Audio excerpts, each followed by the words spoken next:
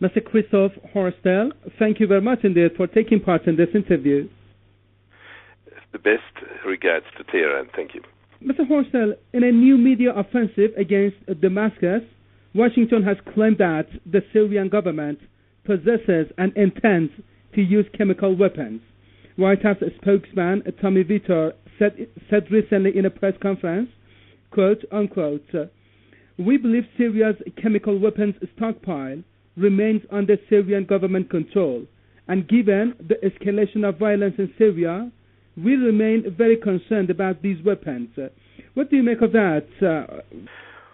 Well, let's put it this way. We have to look at who is raising this accusation, and that is the only country which has ever used nuclear weapons on another country, that is the USA. We are talking about a nation that is still using on a daily basis uranium weapons on other people, to great damage to their genetic code and to great damage to newborn children. So this is the United States of America today. Why are they raising this issue right now in such a strong way?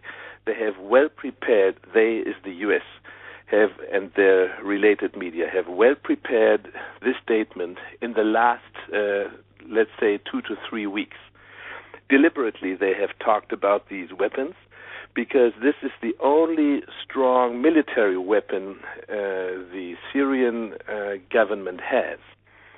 And of course, since it is obvious that the U.S. are in a position and in an operation, in fact, to stage a regime change in Syria, they need pretexts if they want to put the United Nations Security Council, the NATO group of countries, and other people around the world under pressure.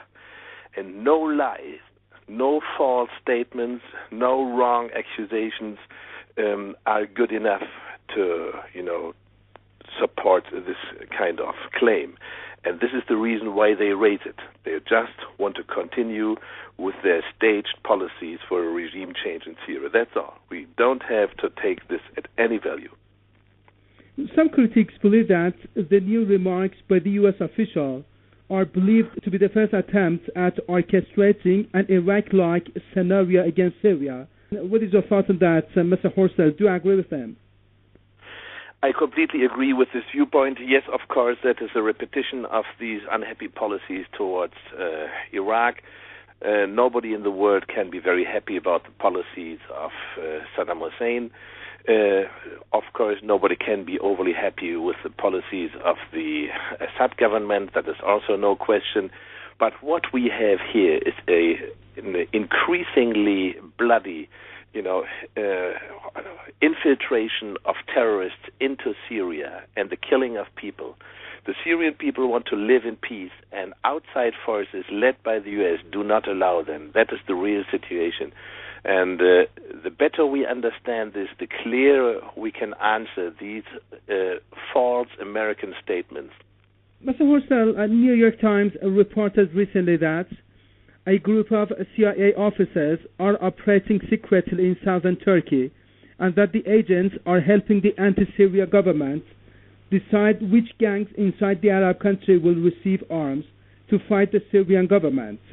What is your thought? Isn't it a double standard policy of the U.S. administration that it is condemning the Syrian government for possibly using chemical weapons and claims that it's concerned for the use of weapons by Syrian government, but from the other side, it is arming terrorist gangs and opponents to destabilize Syria?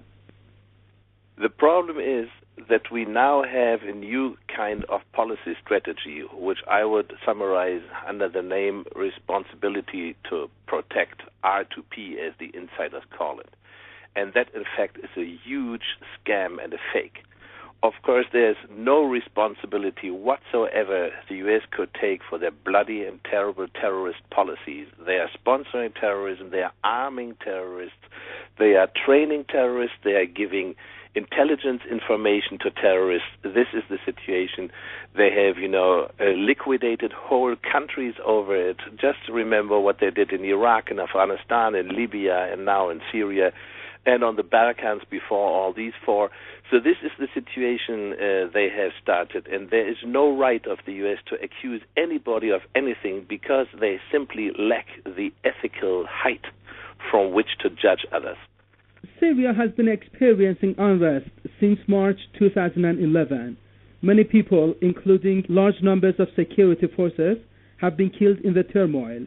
What has the world community, especially the United Nations, done in order to stop the violence and bring an end to the turmoil in the country?